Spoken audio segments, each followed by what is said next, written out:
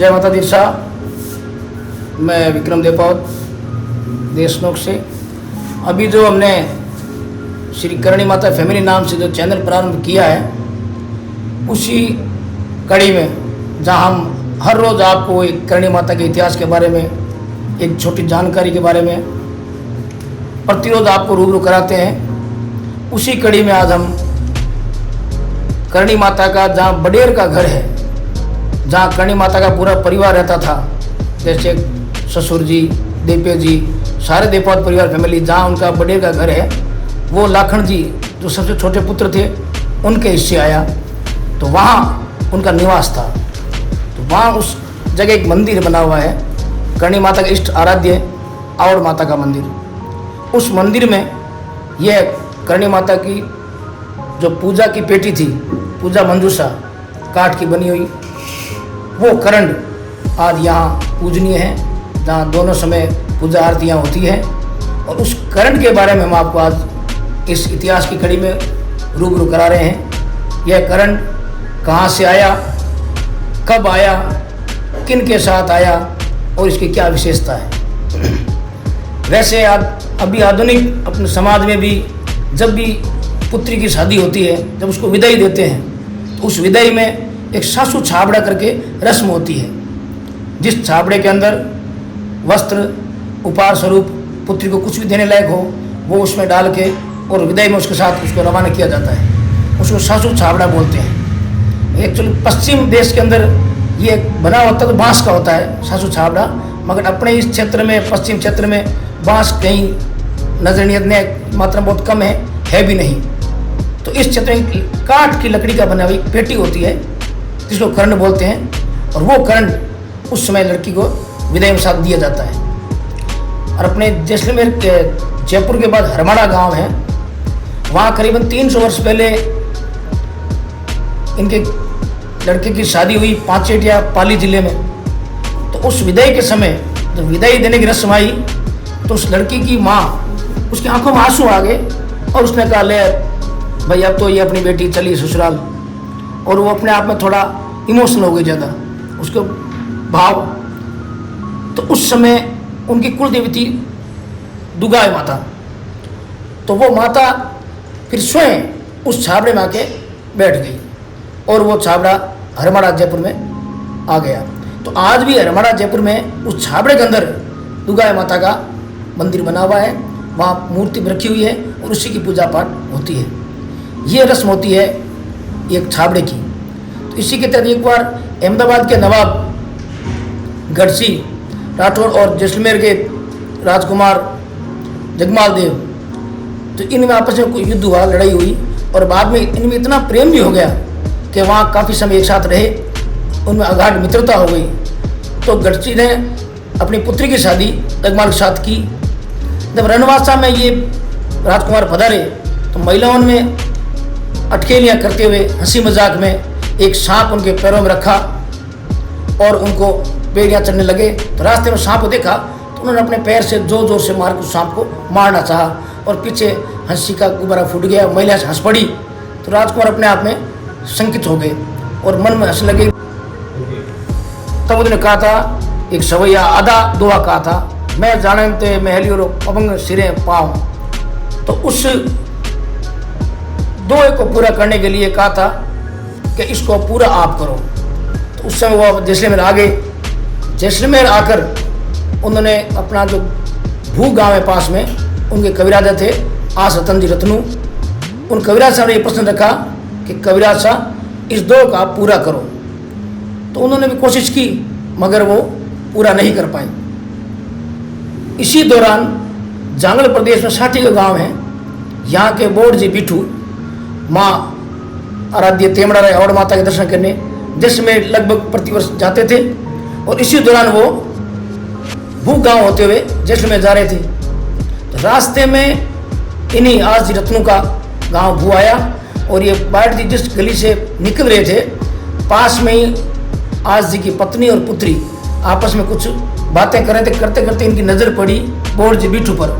Board जी श्याम वर्ण थे, उनका रंग थोड़ा पक्का था और हाइट भी कम थी और एज में थे थोड़े 50 के लगभग। तो उन्होंने अपने माँ बेटी ने हंसी ठिठोली की कि ऐसी कौन सी अभागी सासू होगी जो इनको चावल चेपेगी, यानी कि अपने ज्वाई को टिकेगी जिनकी ये लड़की शादी करेंगे साथ। और लड़की ने कहा वो लड़की अभागी होगी जो इनके साथ फेरा लेगी।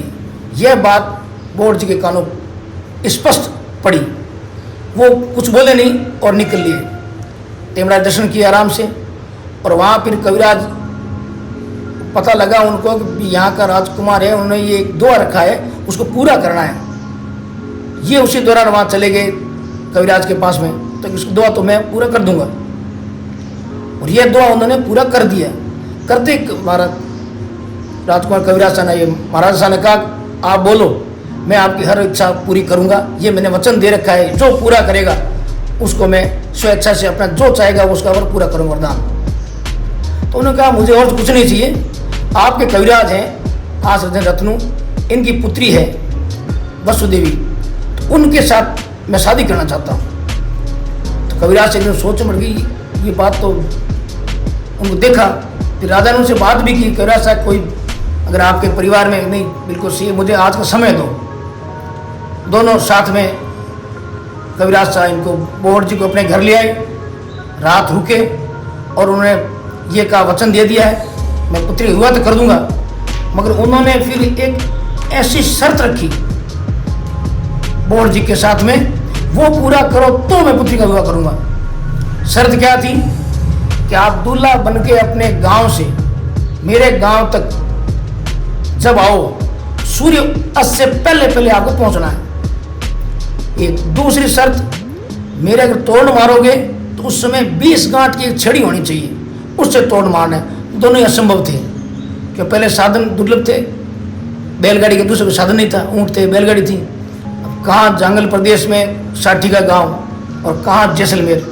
फिर इन्होंने कहा नहीं मैं पहुँच जाऊँगा। बोर्ड जी जिनका आराध्य भैरू था, भैरवनाथ उपासक थे, परम उपासक थे बोर्ड जी बिठू, यह गाँव आए, आके शादी की पूरी तैयारी की और यहाँ से बैलगाड़ी लेके ले भैरवनाथ का नाम और आवड़ माता का नाम, और यहाँ से वो जैसे में निकल पड़े और काफ़ी समय पहले ही पोकरण तक पहुँच गए। अब पोकरण में उनकी घटना घटती है कि उनके 2 बैल थे, एक बैल वहीं ख़त्म हो जाता है और पोकरण में उनकी सिस्टर भी आई हुई, तो अपनी बहन के पास चले गए। वहाँ जाके बहन की समस्या बताई, बहन बाकी बात तो सब सही है मगर अब ये बैल एक उसका क्या करूँ, ख़त्म हो गया तो अब मेरे लिए काम दुर्लभ हो रहा है। तो बहन ने कहा भाई चिंता मत कर, मेरे अभी गाय का बछड़ा है, वह तो नया ही कुछ ही टाइम हुआ है और वो नटखट भी है, उछलता कूदता ज़्यादा रहता है, अगर तुम कहो तो मैं वो दे देती हूँ। तो कहा ठीक है। जहाँ तक मेरा ख्याल है भैरू की असीम कृपा रही, नया बैल और उसी से बछड़ जो आप बोलते हैं टोगड़िया, उस बछड़े को उस गाड़ी में जोड़ा और जोत के वो रवाना होने लगे। तो फिर कहा समस्या एक और रही, 20 गांठ की छड़ी कहाँ से आए, 1-2 गांठ बिल्कुल होती है छड़ियों में, क्या भाई इतनी चिंता मत कर, मैं अभी 2 मिनट लाती हूँ। वो अपने जंगल में गए और एक दाब नामक पौधा होता है, उसकी खूब गांठें होती है, वो लाके बहन ने उनको दे दी, भाई ने अब चिंता मत कर और रवाना हो जा आराम से। गांठें होती है वो लाके दे दिए, ये ले दा, उसे 20 थे क्या 50-60 गांठ होगी, और लेके वो आवड़ माता भैरवनाथ का नाम और बोर्ड जी वहाँ से निकल पड़े। यथा समय से कुछ समय पहले ही आप जैसलमेर पहुँच गए, शादी होनी थी। फिर कविराज साहब ने उनके साथ शादी बड़ी खुशी के साथ धूमधाम की, तो विदाई देने लगे अपने पूजा स्थान में। जब दूल्हा दोनों प्रणाम धोख देने लगे तो उस समय हालांकि माँ बेटी दोनों ने जिनके बारे में कुछ बोला, आज वही उनको शादी करने आ गया। फिर चिंता ये रही कि इतना दूर जगह बेटी को विदा देना पड़ेगा। मन मन में ये प्रण लिया, हे आई माँ, आवड़ माँ, आराध्य माँ, उनका स्मरण करके कहा अब बेटी को विदा तो करना पड़ेगा, शादी कर दी। आप स्वयं अगर इस मेरी पुत्री के साथ जा रहे हैं तो मैं दिल से इनको विदा करूंगी, अन्यथा आपका भाकर है, वहाँ से अपनी लीला खत्म करेंगे। ऐसा उन्होंने मन में सोचा होगा। आप विश्वास नहीं करोगे, मैं आज उसी जगह बैठा हूँ, उसी कर्ण के पूजनीय कर्ण के सामने। यह कर्ण वही कर्ण है जो स्वतः ही वहां से आके बैलगाड़ी में अपने आप रखा गया। साक्षात आवड़ मां खुद से विराजमान रहे और वो कर्ण उस बारात में दूल्हे के साथ में अपने बोहड़ जी की बारात के साथ में वापस साटिक आए और यहाँ आकर इनको यहाँ पूजा स्थान रखा गया और नियमित पूजा पाठ होता रहा और उनको विश्वास हो गया मेरी पुत्री आज के बाद खुशी से रहेगी और भरा पूरा इसका परिवार होगा, उसका वंश खूब बढ़ेगा। यह साटिका में आके रुक गया। उसके बाद में पूजा पाठ इसकी होती रही बराबर। फिर इस कर्ण में करणी माता के ससुर जी का इन्हीं वंश बोहड़ जी के परिवार में केलू जी बिठू का जन्म हुआ। केलू जी के देपो जी का जन्म हुआ। देपो जी की शादी करणी माता से सुहाब गांव फलोदी ओसियां जोधपुर जिले में इनकी शादी हुई। कर्ण जी ब्याह कर साटिका आप पधारे और यहाँ पूजा पाठ की नियमित, उनको पहले से पता था कि कर्ण की पूजा करनी, आई माँ आवड़ माँ का कर्ण था, नियमित पूजा होती रही। और मैं ये कथा मैं आपको बाद में बताऊंगा किस कारण से कर्ण जी ने अपना ससुराल त्यागा और देश नौ को अपनी कर्म भूमि बनाया। यह इतिहास मैं आपको बाद में बताऊंगा। यह कर्ण फिर किसी कारणवश परिवार से कर्ण जी महाराज वहाँ से सह परिवार कुटुंब कड़ुम्बे सहित यहाँ से पलायन किया साटिका से और देशनोक आए और कर्ण को साथ में लेके आए। यह कर्ण आज भी यहाँ जब परिवार आके रुका, कर्ण जी महाराज का पूरा परिवार जिस स्थान रुका देशनोक में, जिस देशनोक नगर की स्थापना करणी माँ ने 1476 में अक्षय द्वितीया के दिन शनिवार के दिन की, उस जगह एक छोटा सा मंदिर बनाया। उस मंदिर में ये कर्ण को रखा और कर्ण के मंदिर के बिल्कुल सामने करणी माँ के ससुर जी केलू जी ने अपने छोटी तिबारी बनाई ताकि ये तिबारी के आंखों के सामने हमेशा कर्ण दिखता रहे, क्योंकि आवड़ माँ आयु माँ का पूजनीय कर्ण है। इसके दर्शन दुर्लभ हैं, इनके हाथ लगाना तो बहुत दुर्लभ है। अब हाथ अपन लगा रहे हैं क्योंकि अपने इतना सत्य है, अब शक्ति पुत्र है सारे, इसलिए छू के इसका आशीर्वाद ले रहे हैं। ये कर्ण रखा और इसी कर्ण के कारण जब यहाँ कर्ण जी आए, यहाँ का जांगल प्रदेश राज्य था जिसको कर्ण जी ने राजा रिडमल को दिलाया, राज तिलक किया। ये कहानी आपको बाद में बताऊंगा पूरा मैं।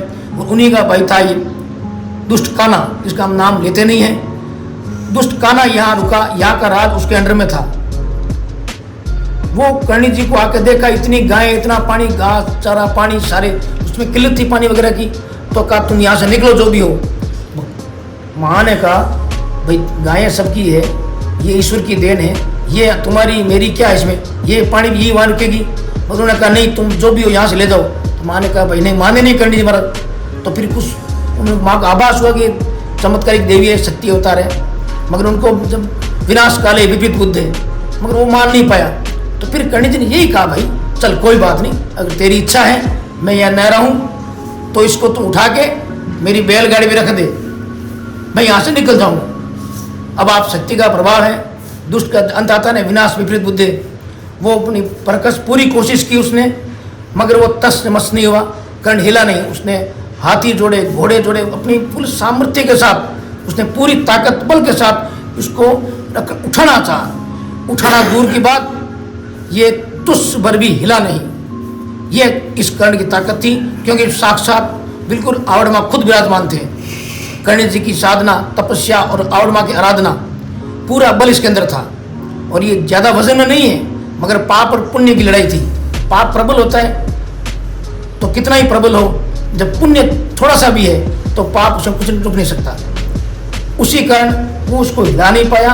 और तब आखिर करके कर्ण जी को उसका अंत निश्चित था काने का, तो क्योंकि राम ने रावण को मारा और कृष्ण ने कंस को, और कर्णी ने इसको राक्षस को मारा था काने को। जाति का राठौड़ था, मगर ऐसी बुद्धि वाले विनाश बुद्धि होते हैं। तो फिर उन्होंने कहा, लास्ट में बहुत ताकत लगाई तो ये कर्ण का एक पैर हिल गया था और वो नाचना खुशी करवाने लगा, मैंने हिला दिया। तू नहीं हिला, तेरा काल आ गया है। फिर बात चली, ऐसा क्या है, काल आ गया, तुम डाकनी भूतनी, ये करणी माता पूरा भला कहने लगा।